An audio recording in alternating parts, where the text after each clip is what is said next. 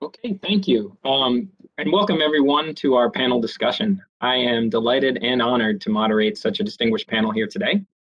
As Eric noted at the outset, the purpose of this panel is to learn firsthand from companies who are in process or who have recently completed a transformation on S4HANA. We're going to dive into some topics such as how they managed key risks and transformed their security and controls programs as a result of these implementations. As Eric noted, my name is Mick McGarry, and I'm a partner in our SAP Security and Controls practice, either as an advisor assisting in the design and integration of security and controls, or through an audit or assessment capacity. I've been involved in over 10 S4HANA implementations in recent years, so this is definitely a topic near and dear to my heart. So I'd like to start by introducing our panelists that we have here joining us today. First, we have Berkeley Dalton, who is a security and controls manager at Ingevity. Berkeley, why don't you go ahead and introduce yourself, tell about your role at Ingevity, and maybe just give a brief background as to where your company is on your S4HANA journey. Sure, thanks, Mick. Yeah, as Mick said, I'm Berkeley Dalton. I am the securities and control manager with Ingevity. We're a specialty chemicals manufacturer based out of North Charleston, South Carolina, with operations all over the world. And we are currently right at the tail end of our build stage in our S4 transformation. We started last summer, beginning of last summer, and we have our first pilot go live October 1st. So we're kind of in the middle, but the deadline is fast approaching, and so I'm happy to be here, and I appreciate you inviting me on this distinguished poll. Thanks. Thanks, Berkeley. Nate, next we have Nate Cummings, who is the Enterprise Application Security Lead at AbbVie. Nate, why don't you introduce yourself? Talk about your S4HANA journey as well. Yep, thank you, Mick. So Nate Cummings, thank you for having me. Excited for today. As you said, I'm the Enterprise Application Security Lead at AbbVie. With that, I'm responsible for your kind of traditional SAP security function, GRC technology and processes, and SAP cybersecurity. On our S4 program, I had the luxury of serving as our cutover lead as well. So kind of a unique angle for myself. That was a very good experience. In terms of AbbVie and our S4 journey, we are live. We went live with our S4 upgrade in a big bang manner in October 2020, so a little over 6 months ago. Kind of your typical SAP shop, on-prem, a dozen or so different production SAP applications, kind of the usual suspects, S4, SRM, GTS, so on and so on. And with our S4 journey, you know, one of the unique things, we paired it with, I'd say, a major infrastructure upgrade and migration. So also went to the latest and greatest HANA databases across all of our SAP applications and fancy new Linux servers as well. So 6 months so far, all is relatively smooth. And again, excited to be here. Great. Thanks, Nate. Next, we have Teresa Wang from Liberty Utilities. Teresa, why don't you go next? Okay, thanks, Mick. And hi, everyone. My name is Teresa. Again, I'm very happy to be here sharing my experiences and journey in terms of implementing S4HANA. And again, thank you for inviting me. So I'm a transformation ERP manager with Liberty Utilities. Prior to joining I'm actually fairly new to this role.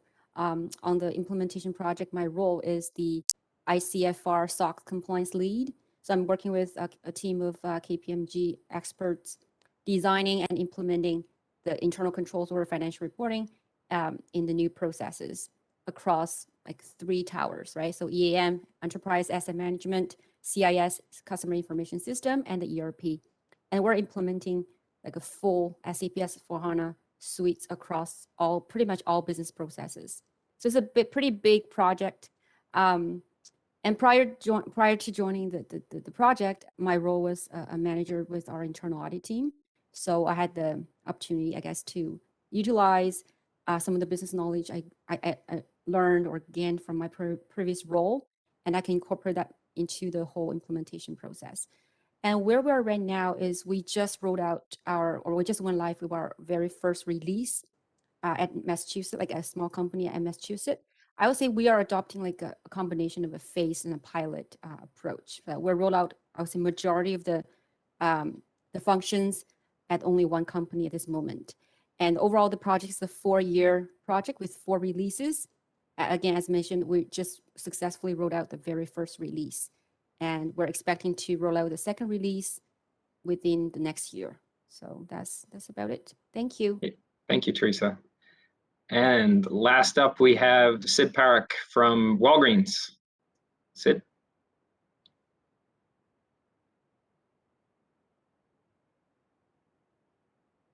Are you there, Sid? Sorry, I was on mute. No worries. Good afternoon, everyone. Very happy to be here participating in this forum and being able to share my perspective. So as Mick mentioned, I am with Walgreens. I lead the retail and finance transformation from a controls integration perspective. And we started our SAP journey about 5 years ago in 2016. We began with ECC, and a couple of years later, we upgraded to S/4HANA and also moved to Microsoft Azure. Our SAP implementation entails getting all of our 10,000 or so retail stores onto SAP. We've been doing that in multiple phases. We're about 2/3 there, and also getting a lot of our back office functions onto SAP. So it's been very interesting seeing the progress in terms of its scope and complexity, and happy to share our experience with you. Wonderful. Thank you, Sid, and thanks to all the panelists again for being here. Now that we've heard from the panelists, we'd like to hear from each of you, so that's going to bring us to our first CPE question. So we heard kind of where these folks were on their S/4HANA journey. We just wanted to kind of level set and see where you are on your S/4HANA journey. We understand that some of you might have no plans currently, some of you might be in the thick of it, and some of you might be right in the aftermath of it. So just wanted to see kind of where we land in terms of the audience.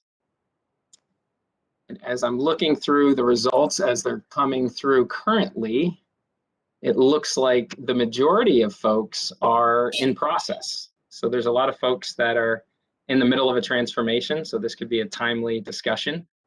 And quite a number as well that have not started yet. So this is good. If you guys could continue to answer those, and we'll be able to get to your CPE credits as noted. Again, I think it was in one of the Q&A. If you've joined late, the web link is right here on the screen, polev.com/mm21. Okay, and so thanks to everybody. We're going to jump into our first question for the panel here. And so maybe we'll start with you, Nate, on this one. A lot of folks, that I talk to want to understand where we get started, on the move to S/4HANA. There's a lot of drivers that do it. How do you get a business case? So wanted to start off, the first question is, what prompted the move to S/4HANA in your organization, and how did that get off the ground? Yeah. So good question. I think probably the first thing that comes to my mind is our driver were largely technical in nature, which I think is a bit unique, at least it was to me. Our SAP applications were very old. We hadn't really upgraded them or even patched them in close to a decade. I mentioned the hardware migration in my introduction, kind of same story there. Our servers, our databases were all out of maintenance. So it was very much technically driven. And our really one of our major objectives was to minimize impact to our business. We didn't undertake a parallel process transformation, kind of business transformation initiative. We didn't do UI transformation, like going all in with Fiori or anything of that nature. We very much partnered with the business through the journey, but this kind of was purposed as a technical first step to lay the foundation for future transformations. I think ultimately maybe that helped us be successful, not bite off more than we could chew. Kind of maybe an example of how we partnered with our business, kind of building that ultimate business case. two things came to mind that work well for us. Number one, we took a copy of our production system, a couple years in advance and literally like went through an S4 upgrade on that, which provided a lot of learnings for our SAP teams. But it also gave us a hands-on system to allow the business to work and play with. Something as simple as just like logging in and saying, hey, things didn't change that much, calmed a lot of nerves.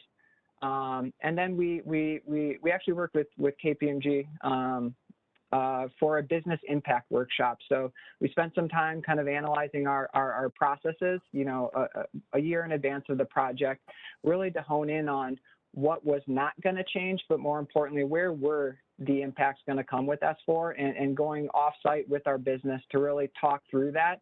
What were the expected impacts, how we were going to get in front of it. So kind of having that off-site business impact workshop was a big kind of teaming event and kind of building up and kind of sealing that business case for us.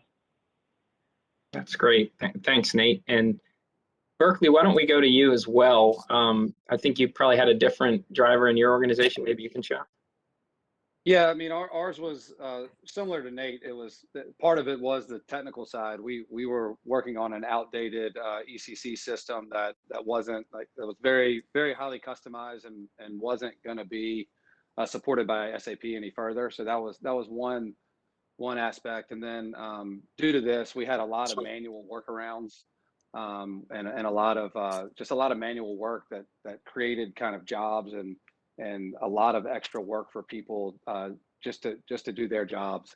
And so what we're doing in our is we're upgrading to S4, but we're also doing a total business transformation. So we're kind of starting greenfield, and Sure. we're working with the business to try to transform our business processes, to update our start fresh with our RCMs and everything. So that's what we've been working with KPMG on is kind of making our new RCMs and helping build these new processes and actually start this whole business transformation for the whole company. So That's yeah, great. It's a big undertaking. Yeah, I can imagine. And did you have any things you had to do, like Nate mentioned, to try to get the business calm that everything's changing, or was there any challenge there up front?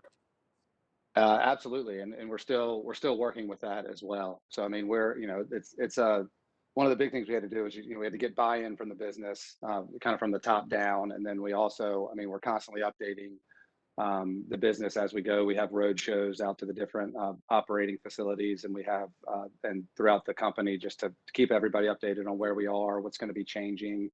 One of our biggest streams is a change management stream, so they've done a really good job of keeping everybody informed. So it's definitely because it's new for everybody. So it's been a challenge, but we're up to it, I guess.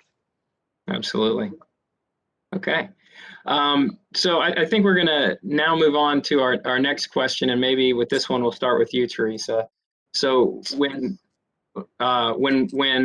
organizations are moving to S/4HANA, we're finding that it's not really just an S/4HANA implementation or an SAP implementation, right? This is kind of the concept, if you've been on some of our recent webcasts, that we call the modern ERP, right? The modern ERP is no longer just kind of a single application that sits on premise in your back office.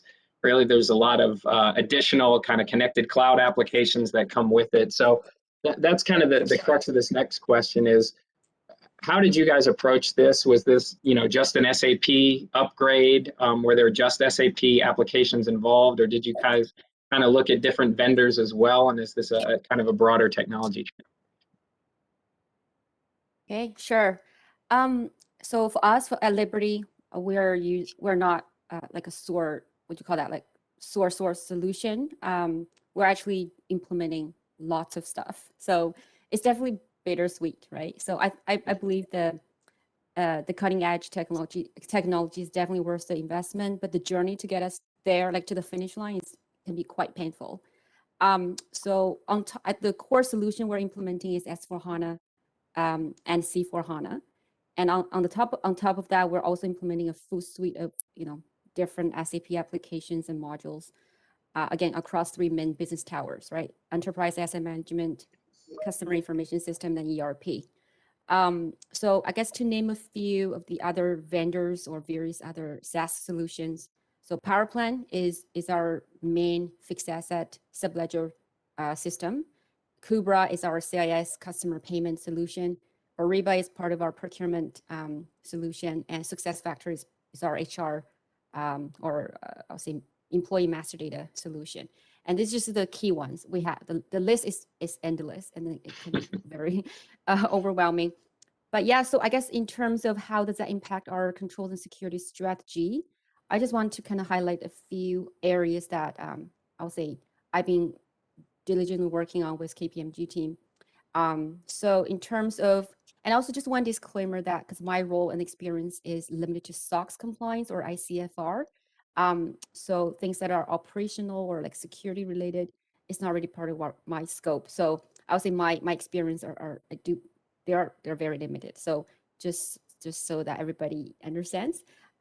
So from a, I would say ITGC perspective, so vendor screening is very critical, right? So majority of vendors are either SaaS or PaaS vendors providing cloud-based solutions. And therefore, it's very critical to ensure the vendors have strong internal control framework to safeguard our data and business transactions, right? So when we select vendors, we have to make sure they can provide legitimate SOC 1 and SOC 2 reports. And also for any financially significant vendors, we do require them it's mandatory for them to provide a SOC 1 type 2 report. I think this is very important. Otherwise, if we onboard a vendor and we find out the service they're providing is financially significant, but they are not able to provide the SOC reports, then I think we're in a very doomed status, right? We're gonna incur additional, could be significant costs in terms of audit. If your company is public, right, or is subject to SOX compliance. So I think that's very important to note that when you do vendor screening, you have to make sure the vendors are qualified from a financial compliance perspective. And also, it's also very important to, this is what KPMG team help us with, is to identify all the CUECs, so the complementary user entity controls, and map them to our internal ITGC control framework to ensure internal compliance. This is also very critical because without these effective CUECs, we will not be able to have a complete effective control framework, right? So that's something that I just want to mention regarding the IT general controls. And in terms of interface controls, how that impact us is, again, because of the complexity of the of this what do you call it, like the complex landscape or vendor landscape or integration landscape. So it's super critical for us to understand how each system speak to each other, right? So then I think at the project level, we created a dedicated integration team, and all they're doing it, they're responsible for managing various system integrations based on business processes or areas. And the controls team then worked closely with the integration team and IT team to identify and understanding all the financially relevant interfaces. Again, I think that's really my scope, is financially relevant processes and interfaces, right? So, and then we group the interface controls based on different interface technology, things like SAP IDOC or CPI. And then we had to work with various stakeholders to clearly define roles, responsibilities, ownership in terms of how to, for example, triage the incident in case of a job failure or interface failure. So there's no, I would say it's not rocket science, but it involves a lot of collaboration and communication across various teams to really understand, how systems integrate with each other and what are the impacts on financial reporting processes, so that we can identify the right controls to mitigate the risks. And then I think lastly, I want to quickly talk about is the user security design. Again, the multi-system landscape that definitely impact our security role design big time, right? Because at our company, we are adopting a single role user role model. So what does that mean is one employee can only be assigned one business role, right? So if that employee or certain employees, their job function do require them to have access to multiple systems, so, across the overall landscape, then it becomes very complex to design a business role that's SOD free, right? Or segregation of duties free. So because would have to look at or design the roles by understanding what are the conflicting accesses across multiple systems, right? So it's just not one system. It's like across all systems. Mhm. So that's a very challenging, I'll say, task. So we're not quite there yet, but we did identify the need and the requirements. So I'm working closely with our security team to at least for now to identify or to come up with a security matrix across all the systems, right? Not just SAP or not just Right. power plant, it's across all these systems. It's very labor intensive and it, again, involves lots of communication, coordination across different teams to get us there. But yeah, so I think just one last remark is that again, another initiative we're doing with KPMG team is to document our end-to-end process flows and narratives. I think it's very important because if we're just looking at like certain sub-processes in silos, we will miss like the risks if we're looking, I mean, holistically, you know what I mean? So like where things could go wrong in the overall end-to-end processes is very important to know. So without end-to-end process flows or narratives, it's very hard for us to understand. Again, we're doing like a greenfield implementation. There's nothing that we can refer back to in the legacy processes, and it's new to everybody. So, and part of our project, like the SIs, they are not really documenting the flows, the end-to-end flows. Sure. They're only providing us with the standalone, what you call sub-process flows. It is good to understand the detail, the nuances, how to do step by step, but it doesn't give us that bird view or like holistic view to understand how things connect with each other, integrate with each other, and where things could go wrong if we're looking at the overall picture, right? So Yep. so yeah, that's basically how we Okay. impact our controls and That- security strategy. That's great, Teresa. And yeah, these, diverse application landscapes really do add complexity from a security and control standpoint. So yeah, thanks for all those examples. I'm sure hope that was helpful. I know I can, resonate with what you just said, and I've seen it at multiple clients, right? The old way of doing things is like everything gets processed in one application, so it's really easy. But once we start going in and out to on-premise cloud apps, you really need to be able to see a transaction end to end. These end-to-end process flows are so critical to understand where all that data passes through to make sure you have controls all the way along. So I think that's great. Sid, maybe we'll pivot over to you as well. I know Walgreens kind of very similar to Liberty. You guys have a pretty diverse application landscape you're deploying as a part of this S4 transformation. Is that right? We do, yes. So as part of our SAP ecosystem, in addition to S4 HANA, we are also using BW, we're using Customer Activity Repository, Master Data Governance, GRC technologies, Fiori tiles, and then we have other applications that integrate with our SAP ecosystem. So we have SuccessFactors, Ariba, Stebo, which is an application that we use to manage all of our articles that are retail stores and pharmacies.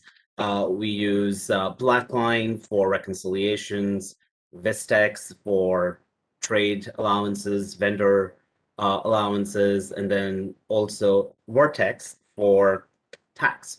So several applications, and want to emphasize everything that Teresa mentioned, just how important it is to have a end-to-end perspective of the process, because we can't assess the risk and the controls in a silo within just the application. And it's basically seeing, well, how can we follow the risk across these applications, and how do we build that portfolio of controls to mitigate the risk? And again, from a security perspective, also poses challenges, because while we can use technology to manage or assess security for a single application, it's challenging to get that cross application perspective, It's something that we intend to do as part of our controls integration journey here at Walgreens, but it's going to take some time for us to be able to get there. But right now, the investment that we've made is in where we've also partnered with KPMG is in having very robust end-to-end process documentation where we can see, how the process and the transactions flow. And then also, as Teresa mentioned, putting a lot of emphasis on our interface controls because we have so many different interfaces that integrate with SAP. There's information coming in, there's information going out, and looking at not only the general IT controls, but also the application controls and how those interfaces are operating, what type of operating procedures are in place to resolve the errors. And we've put in time in putting together interface frameworks to help us get there, or at least help us understand where different responsibility and accountability lies within the various teams that are responsible for the oversight and management of these interfaces. And the other thing that I want to point out is as we're rolling out all of these different applications and we think about risk and controls, it's also important to maybe have a holistic view because sometimes there are teams that might make decisions, design decisions, implementation decisions that are specific to a particular application, perhaps without taking a look at what the upstream, downstream impact might be across the process, and not looking at it from a controls perspective. So that's something that we try very hard to stay on top of in terms of just maintaining that holistic view and seeing how our processes are being impacted by these various transformation initiatives that are going on. It's a challenge. We try to be proactive, but most often we find ourselves being reactive. But it's better than, not having any oversight whatsoever. Absolutely. Yeah, no, that's great. Thanks, Sid, for sharing. And a couple of the points that you and Teresa both brought up around, some of the challenges around SOD across these diverse application landscapes. So allow me a shameless plug for the breakout session that's coming in the next hour that I'm going to be help facilitating, which is that next generation SOD. We dive specifically into that topic. So if that's of interest to any of you, please tune in for one of those sessions. So great. I think what we're going to do now is we're going to pivot and talk. We've touched on it a little bit here, but want to kind of dive into, the impact to security and controls just that comes inherently with these transformations. And so I think we're going to jump to our CPE questions. I think we're going to do 2 of them here in succession. Just want to poll the audience first. And again, that address is pollev.com/mm21. And if you could jump in there. So the first one is, how do you envision the move to S/4HANA impacting your current security and controls program? Do you expect no or limited changes, moderate changes? You have a good foundation but need to update, or do you expect significant changes? Okay. And so let's give you guys a minute to answer that. Okay, as expected, I'm seeing very, very few people expect no or limited changes, which is very common. I mean, just inherently with, all the thousands of new T codes, Fiori apps, et cetera, that, Sid was mentioning, that's going to require, reworks to all your security and SOD approaches across SAP to, the new universal ledger, new master data functionality. So there's a lot of just inherent changes that are going to be, make some change necessary. And so it looks like where we have the majority of folks landed on B, moderate changes, which is great. And then close behind is significant changes, which is not uncommon either. So with that, why don't we move to the next whole EV question as well. Like to hit that one up because this is also related to this topic that we're going to dive into with the panelists here. So what areas of security management are on the forefront to address, right? Because we're talking about controls, but security is a big part of that. So we just wanted to, put some options on there, which are some of the most common we see, such as, the cross-app separation of duties that were mentioned by Teresa and Sid, and some of the other ones too. So just wanted to get a feel for this. Yeah, that seems to be a hot topic. The majority are going with, looks like, option B here, updating the control frameworks to align with the new technology capabilities. That's a no-brainer. Cross-app SOD, a close second. Data and cybersecurity, we'll dive in a little bit to that, but that's definitely one that we are seeing as top of mind for a lot of companies, as there are a bunch of new cyber risks introduced. The real-time analytics to manage security and controls, that seems to be another one as well. So this is great. So we'll let you guys continue to get those answers in. And with that, I wanted to, maybe we'll start, Berkeley, with you. So, given all the changes that you guys have going on, what is the impacting or the expected impact to your security and controls design for your program? And has that evolved as the implementation has kind of gone on? Has that evolved from your initial thinking? Yeah. So, I mean, like I said before, I mean, we're doing a complete overhaul. So it's really, I mean, our security controls are, I mean, they're being completely overhauled as well. So, yeah, what we're doing is kind of taking, I mean, we want to, I would say we would want to be here. We'd want to update our control framework to align with the new technologies. So we're in the process of completely rebuilding our RCM, both ITGCs and the business processes. We're also doing like what Teresa was talking about. I mean, we're aligning with the end-to-end processes. So we've had to go outside of our SIs to make sure that we're able to see the whole picture.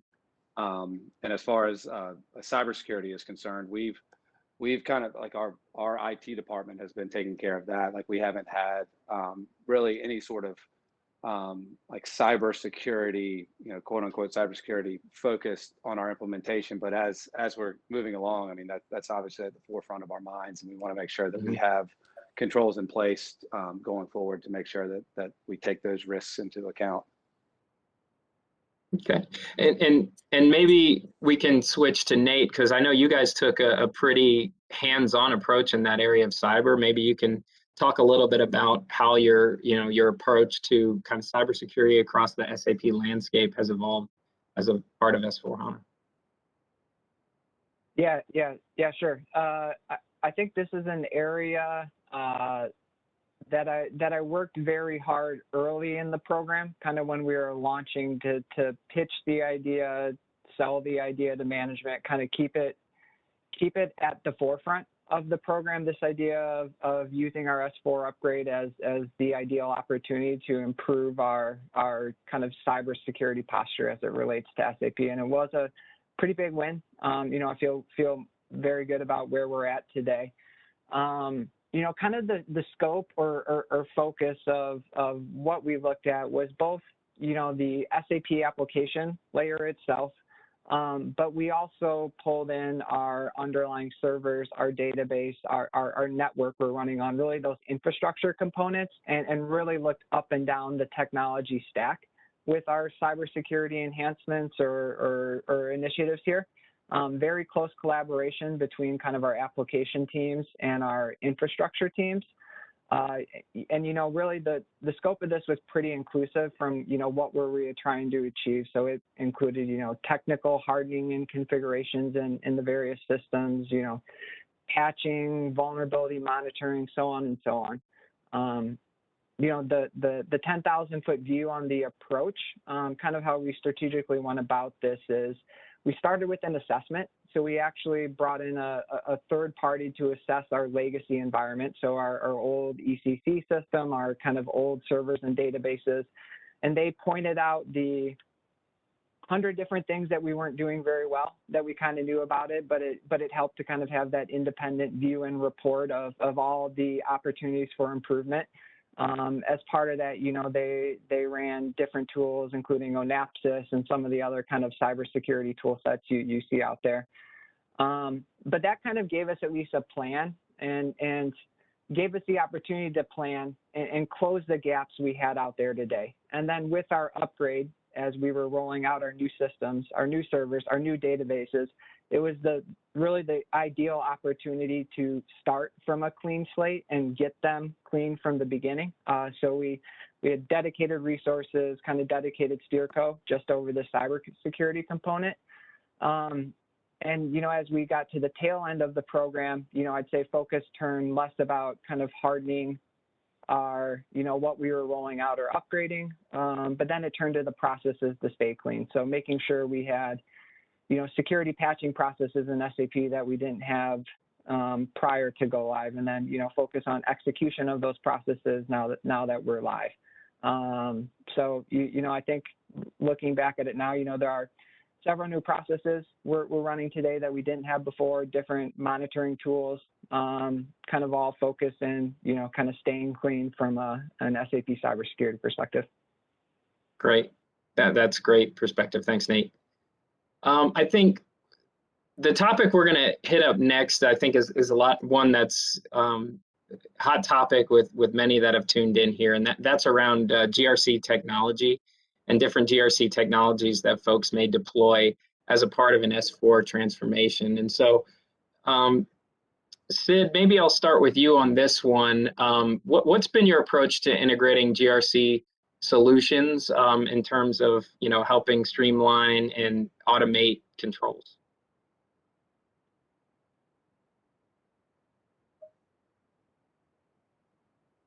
Did we lose Sid?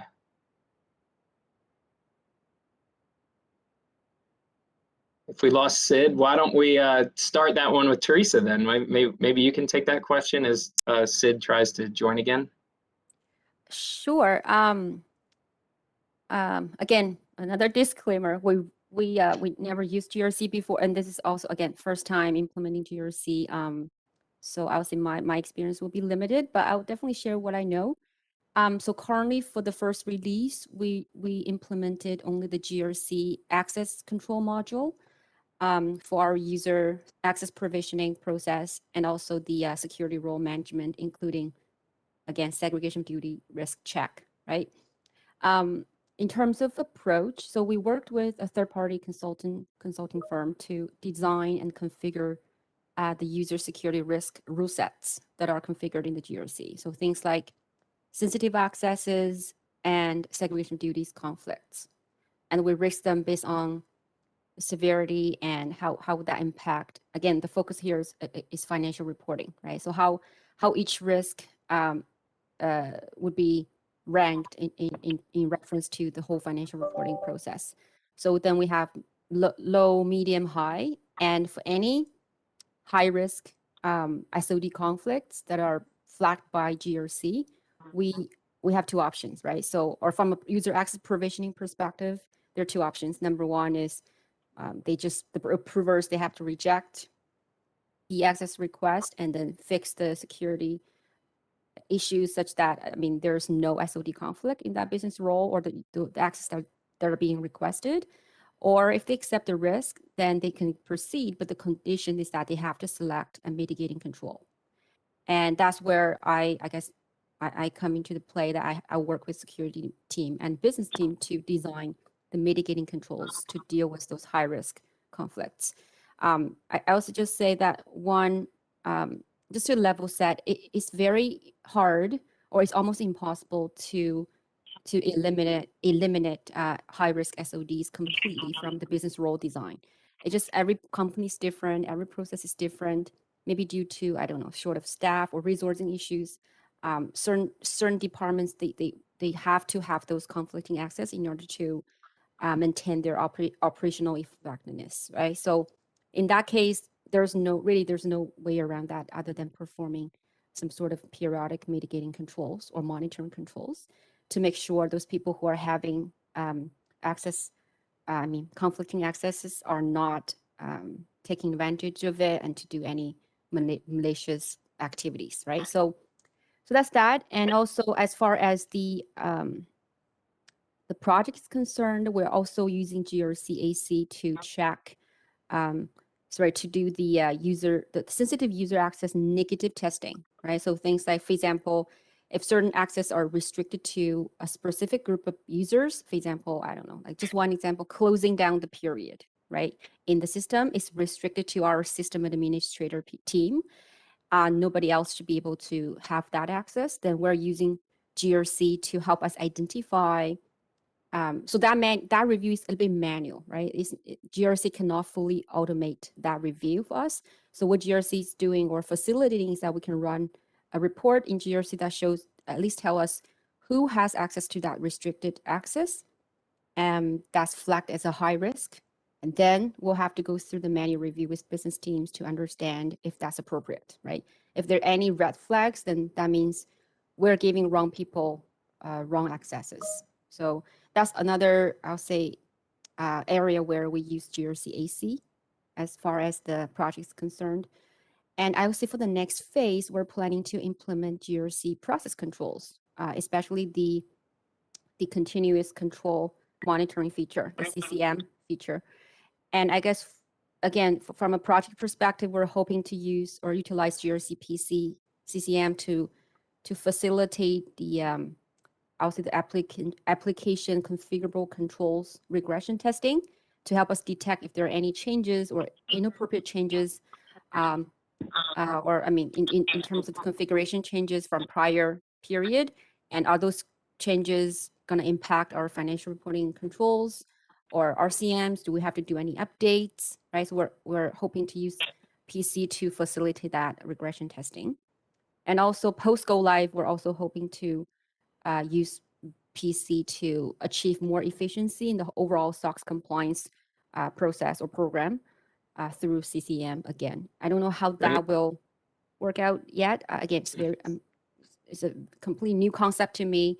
I guess it will only work as good as how well we configure it, right? How well, or how well we identify the CCMs or the controls that can be configured or being monitored through CCM. I don't think it's everything. I think there's certain criteria or conditions that we have to meet in order to utilize CCM, but we'll see. We're just not there yet. Okay. So this is basically what I have for this question. Okay, great. And Sid, I see you're back, and a good segue. I think Teresa mentioned they're looking into process control and CCMs. I know that was a big part of your implementation. Maybe you can talk about how you leveraged process control for automation. Sure. So a big component of our controls integration approach for SAP was to have more reliance on automated controls and then be able to use GRC technologies to continuously monitor those controls. And continuous controls monitoring is a key part of our SOX compliance platform. So we implemented GRC process controls with KPMG as the implementation lead. And what we've done is for all of the systems that we have within the SAP space, that includes S/4HANA, BW, CAR, MDG, etc., we've been able to do continuous monitoring for all of our general IT controls via process controls. And then what that means is for each of these controls across the systems, instead of manually testing them at a point in time, we've been able to develop business rules in GRC process controls, and it continuously monitors the system settings for us at a prescribed frequency.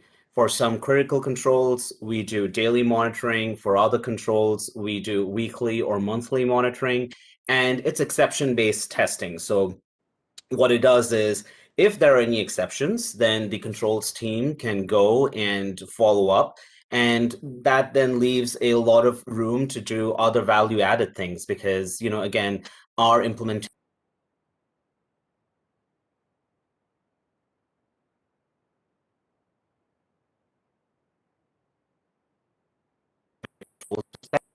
So it allows us to go in and focus on some of those things versus just testing these controls on a periodic basis. Also saves us a lot of time. So for example, with S/4HANA, looking at administrator access within the HANA databases, that's an IT control. Testing that can easily take about a couple weeks of an individual's time. And then, doing that for multiple IDs, it just compounds the amount of time that's spent.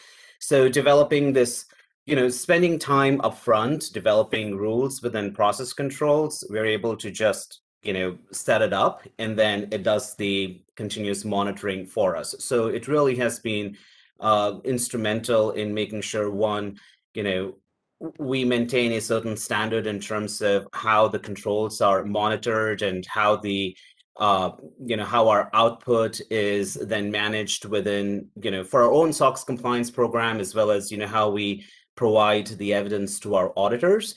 And then also just, like I said, being able to free up time to do other value added things. Great. So we started with the general IT controls, and now we are moving to application controls as well. So controls like, say, for example, three-way match. So just using GRC process controls to continuously evaluate that.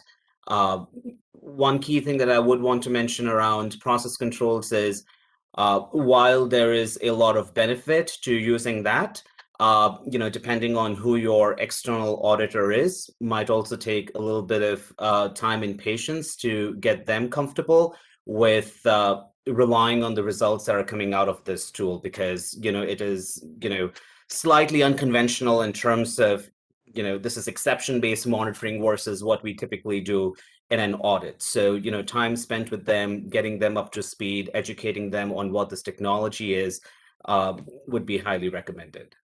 Okay, great. Thanks, Sid. I think with that, I know we're running up on time. Why don't we push out our last CPE question, which has to do with some of the key risks that you might face when moving to S/4HANA. So we've heard a lot of them out here. We put some of the examples here around the top risks that your company might be facing with this S4 transformation, and just select all that apply here. There might be some others that are not here, but these are some of the more frequent ones. And we'll let you guys answer that in the interest of time. I do want to get to the last question for our panelists.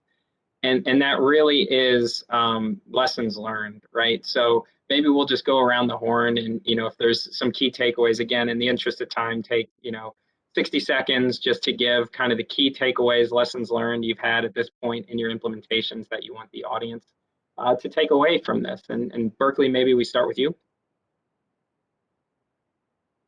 Yeah, sure. Yeah, some of the lessons learned that we have, I mean, it's really just trying to nail down kind of those end-to-end processes up front if you can, because I think that's something that can really help, especially in what and our transformation, our implementation is we really had to push to get those. And if we'd had those, I guess those end-to-end processes earlier in our journey, we would have been we'd be able to be further along in our analysis and our building of our RCMs and everything. But that it's been good to kind of learn the process going forward. So it's not all was lost. And also just kind of communication, really, especially with having everybody off site. It's been vital to have have constant communication with everybody to make sure everybody's on the same page, especially with our full business transformation. So I think those are kind of our two takeaways. Great, thanks. Nate, how about you go next? Yeah, sure. Definitely a lot of ways we could go with lessons learned. I think one that comes to mind, something we didn't do too bad, but I think was vitally important, was dealing with connected applications and interfaces. We have multiple hundreds, and I think most SAP systems are in a similar boat, that we're talking to in various ways, from IDOC or file-based interfaces to just, the IT system on the server next door, to vendor managed cloud-based SaaS solutions. So, there's not a broad-based stroke you can apply to this, and managing the impact, the testing, the designs related to each and every one is quite laborious, and should not be underestimated. One of the things I think we did well, we assigned a project manager kind of per process stream for interfaces for that process. So a supply chain interface project manager, almost a relationship manager in some ways, dealing with the other side of that interface. What's the impact? How are we going to test? When are we going to test? Making sure they were aligned with communications of when we were going live, downtime, all that kind of good stuff. So yeah, I think that's coming top of mind to me. Great. Thanks, Nate. Teresa. Okay. I summarized three lessons learned. A bit at detail level. Please bear with me. So the first one is the traceability between the control requirements and the testing cases, right? Again, each company is different, each project is different, or how the PMO manages the control testing is also different. So I'd say the controls team, while you're designing your controls and planning your integration strategy, you have to make sure that you understand how the controls will be tested.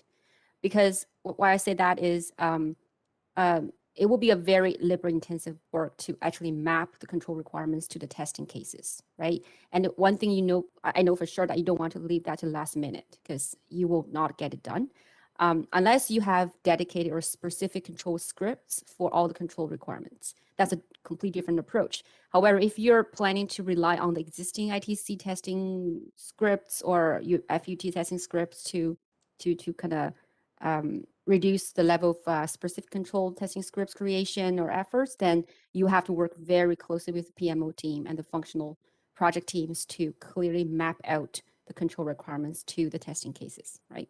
And that will really help you big time in the post-go live audit or QA review process as well. The second one is in terms of GRC rule set configuration. Again, GRC will only work as good as how well we configure the rule sets, right? And lessons learned is that some of our the SI we hired to configure the rule sets, in some areas, they only configure the rule sets at the transactional level, but then the level should be at the permission level. Right? It should be the lowest level of authorization.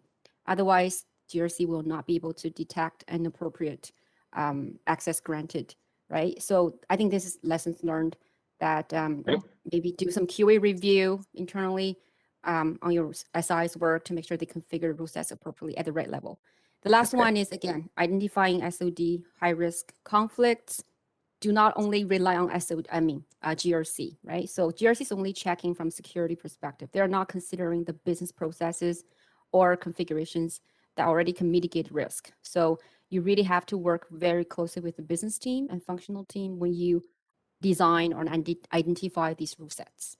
So great. Yeah, that's my three lessons learned points. Thanks, Teresa. And I know we're running really short on time, so 30 seconds, Sid, any parting shots you want to leave the audience with?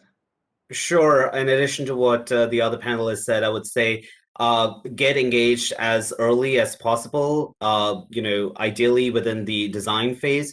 So the sooner you have the ability to influence the design from a controls perspective, the better opportunity you have to put in more automated controls and leverage the system and, have a more robust control framework. Great. Thank you. And I thank you to all the panelists. I think this was a great discussion. And to those that answered questions, we didn't quite have time for them. We will follow up with you offline. If you had questions for the panelists, we'll make sure they answer them for you. And everybody, if you could go to your breakout sessions now, you should have gotten an email with the links, or you can see here on the screen where you need to go to get those links. So thanks to everybody for the great discussion, and we'll see you at the breakout sessions. Thanks.